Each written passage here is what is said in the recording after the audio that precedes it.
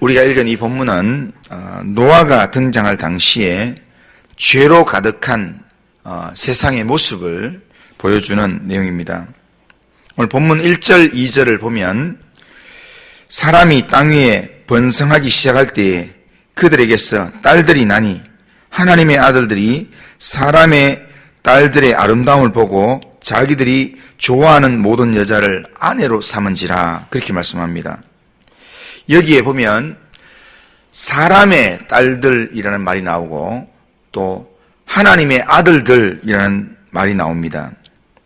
여기에 사람과 아들을 구분해서 이렇게 말씀하는 그 이유는 뭐냐면, 여기에 하나님의 아들들이라는 말은 이렇게 신의 아들 이런 의미가 아니라 앞에서 4장, 5장에서 그렇게 계보를 나누었습니다. 그러니까 가인의 후손들, 그 다음에 가인이 죽이고 다시 아벨의 대를 대신해서 하나님의 계보를 잇는 셋의 후손들에 대한 이야기를 우리가 읽었습니다. 4장에는 가인의 후에 대한 이야기고 5장은 셋의 후손에 대한 이야기입니다. 그러면서 5장 이후부터는 가인의 후손에 대한 이야기를 전혀 하지 않습니다. 그러면서 지금 여기에서 하나님의 아들들이라는 말은 하나님께서 주목하시고 있는 하나님의 특별한 백성들, 그런 의미로서 셋의 후손들을 하나님의 아들들이라 그렇게 이야기합니다. 의인의 후손을 이야기합니다. 거기에 반대해서 지금 사람의 딸들, 이 말은 지금 가인의 후손들에서 나는 사람들을 의미합니다. 그러니까 가인을 이후에는 가인이로 말하지 않고 그냥 하나님을 떠난 그냥 사람으로 이야기하는 겁니다. 그런데 여기 보면 셋의 후손들이 하나님께서 특별히 은혜를 주시고 하나님께서 특별히 주목하시는 셋의 후손들이 하나님의 이름을 부르면서 그렇게 하나님의 형상을 유지하면서 살았던 이 셋의 후손들이 무드셀라가 안 죽고 계속 이 사람이 죽으면 하나님 심판이 임한다 했는데 안 죽고 계속 심판 올 생각은 안 하고 이 사람이 다른 사람보다 자기 아들보다 더 오래 살고 이렇게 되니까, 그러니까 지금 셋의 후손들이 세상을 바라보기 시작했습니다. 구태여 하나님만 바라보고 살 필요가 뭐 있나? 그러면서 세상을 바라보니까 이 가인의 후손들의 딸들이 예쁘다는 겁니다. 그래서 가인의 후손들의 딸들을 아름다운 여인들을 보면서 자기 아내로 삼았다는 겁니다. 그래서 이 의인의 가문이 악인의 가문과 지금 서로 가문을 맺어가는 겁니다.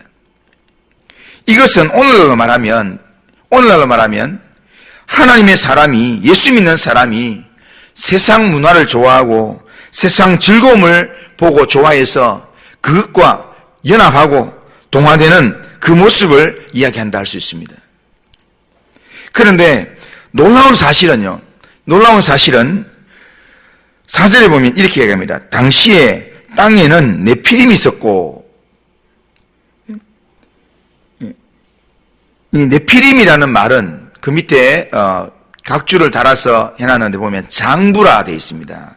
그러니까 아주 용사 같은 사람, 아주 힘 있는 사람. 그런데 세상에는 그렇게 아주 탁월한 사람이 있었다는 겁니다. 그런데 그게 놀라운 게 아니라 그 뒤에 보면 그 후에도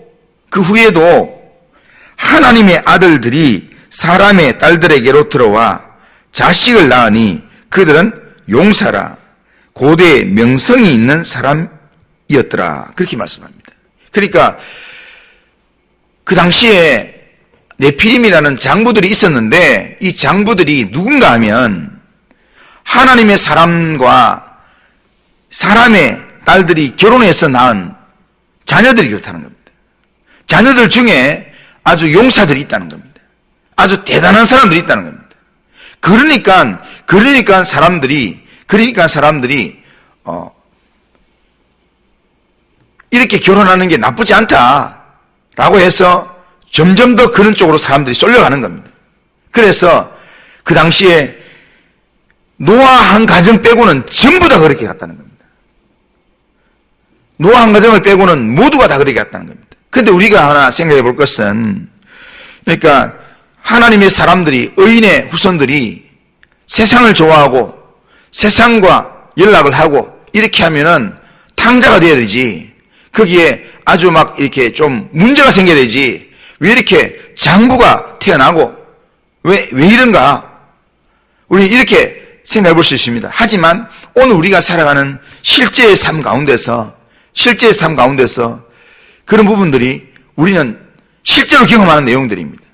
오늘 우리가 살아가는 세상에서 하나님의 사람들이 믿음을 바라보고 하나님 앞에서 믿음으로만 살아가려는 게 아니라, 세상이 너무 잘 나가고 세상이 좋아 보이니까 세상에 돈 많은 사람, 세상에 뭔가 높은 위치에 있는 사람, 그것만 바라보고 신앙이 없더라도 그 사람들과 손잡고 그렇게 살아가는 그런 사람들이 있습니다.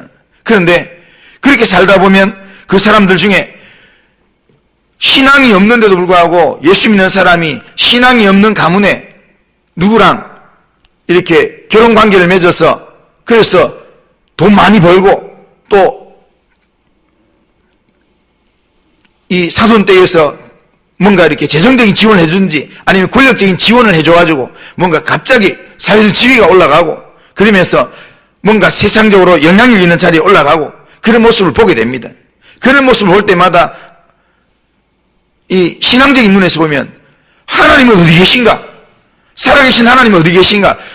하나님이 계신다면 어떻게 이런 가정에서 이렇게 형통한가? 왜 용서가 나오는가? 이런 마음을 가질 수 있습니다. 그러나 우리가 꼭 기억해야 될 것은, 세상에서 유명해지고 세상 사람들에게 정말 주목을 받는 그런 모습이 있다 할지라도 그게 끝이 아니라는 겁니다. 그게 전부가 아니라는 걸 우리가 기억해야 합니다. 반드시 끝이 온다는 겁니다. 그래서 하나님은 그것 보면서 너희 믿음이 미끄러지지 말라고 성경은 이야기하고 있습니다. 반드시 하나님께서 그 악에 대해서 반드시 물을 그날이 온다는 사실을 말씀하면서, 그러면서 하나님 앞에서 하나님이 원하시는 삶, 하나님이 기뻐하시는 삶을 끝까지 포기하지 말라 하나님께서 우리에게 이야기하시는 겁니다. 세상 사람의 유혹으로 인하여서 하나님의 사람들이 거기에 세상을 좋아해서 타락하고, 그래서 사람들이 세상을 따라 나아갈 때 하나님의 사람들이 하나님의 사람의 자리를 포기하고 있어야 될 자리를 잊지 아니하고, 그리고 세상이 유혹하는 그 자리로 나아갔을 때 하나님은 그 모습을 보시고, 모두가 다 그런 길을 갈 때 하나님께서 사람을 이 땅에 지으셨음을 한탄하시고 후회하셨다고 그랬습니다.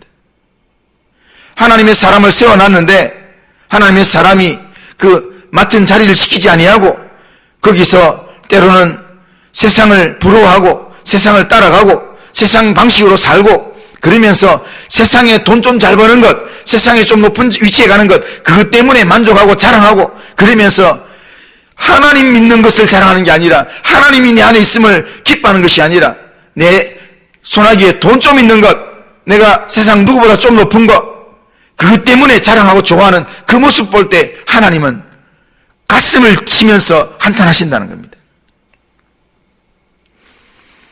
그렇게 살면 그 죄에 대한 하나님의 심판이 반드시 따라오게 된다는 겁니다.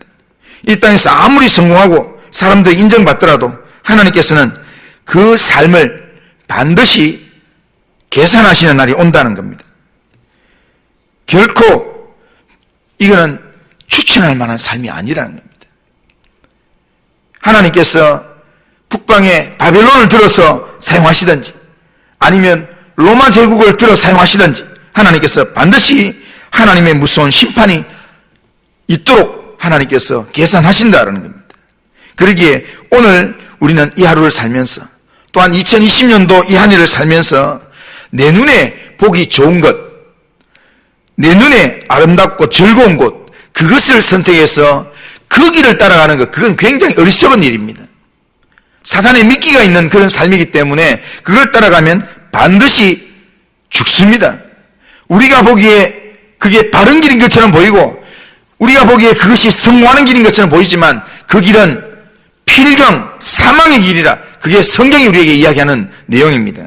그렇기 때문에 오늘 우리 앞에, 이 한 해 우리 앞에 펼쳐지는 길이 세상적으로 넓은 길이 우리 앞에 펼쳐지고 세상적으로 정말 넓은 물이 우리 앞에 있다 할지라도 그게 하나님께서 기뻐하시는 길이 아니라면, 하나님께서 원하시는 문이 아니라면 우리가 그 길을 선택하면 안 된다는 겁니다. 모든 사람이 그렇게 한다 할지라도 하나님의 인도하시는 길을 우리가 선택하고 나아가야 합니다. 오늘 본문에서 세상이 패역하고 땅에 있는 모든 사람들이 다 죄 가운데 있는 중에도 악하지 않고 하나님과 동행하며 살았던 한 사람이 나옵니다. 그 사람이 바로 노아입니다. 그가 어떻게 악에 물들지 않게 살 수 있었을까? 모두가 다 악을 행하고 모두가 자기 눈에 좋아 보이는 세상의 딸들을 따라가고 결혼시키고 그러는데 노아만 그렇게 안 하고 지금 의인의 가문 안에서 자기 며느리를 찾고 그러면서 오로지 그냥 하나님께서 이 무드셀라가 죽으면 하나님 심판이 임한다고 하는데 정말 하나님이 우리를 심판하실 때 우리가 어떻게 살 건가? 그걸 고민하면서 왜 이렇게 늘 깨어있는 삶을 살 수 있을까? 거기에는 8절에 이렇게 얘기합니다. 그러나 노아는 여호와께 은혜를 입었더라. 그렇게 말씀합니다. 노아는 하나님의 은혜를 입어서 하나님께서 노아를 정말 세상에 물들지 않도록 하나님께서 은혜를 주셨다는 겁니다. 이거는 하나님의 관점입니다. 하나님의 관점인데 지난 주일에 말씀드린 것처럼 이 노아는 은혜를 입었더라. 여호와께 은혜를 입었더라. 이 구절이 영어 번역 성경으로 보면 노아는 하나님의 눈에 은혜를 발견했더라 이렇게 합니다. 그러니까 오늘 우리가 어디에서 은혜를 발견하는가? 그것이 우리의 인생의 이 방향성을 결정한다는 겁니다. 우리가 세상 즐거움, 세상 사람들의 아름다움에 은혜를 발견하면 그 길을 따라가게 되어 있습니다. 그러나 하나님의 눈에서 은혜를 발견하면 우리는 하나님의 은혜를 떠나지 않을 줄로 믿습니다. 오늘 우리가 이 한 해를 살아가면서 우리는 우리에게 새 일을 행하시겠다고 말씀하시는 하나님의 눈 안에서 우리가 은혜를 발견할 수 있어야 합니다. 우리에게 광야의 길을 만드시며 사막의 강을 만드시는 하나님의 그 은혜의 손길을 우리가 늘 바라보면서 하나님께서 우리에게 말씀하시는 그 말씀을 우리가 주목하며 살아갈 때 우리는 하나님의 은혜 때문에 우리 영혼이 오늘도 세상에 방황하지 않는, 세상이 끄는 대로 끌려다니지 않는 그런 믿음의 삶을 살게 될 줄로 믿습니다. 인류가 아무리 약해한다 할지라도 하나님을 바라보면서 믿음으로 나아가는 자에게 하나님은 구원의 방주를 허락하셨어요. 우리로 생명의 길을 걸어가도록 하나님이 우리를 지켜주시고 인도하실 줄로 믿습니다. 이 안에 그 하나님을 바라보면서 그 하나님만을 의지하면서 하나님의 눈 안에서 은혜를 발견할 수 있는 그런 믿음의 삶을 살아가는 우리 모든 성도님들 다 되시기를 주님의 이름으로 축원합니다. 자, 이 시간 우리 같이 한번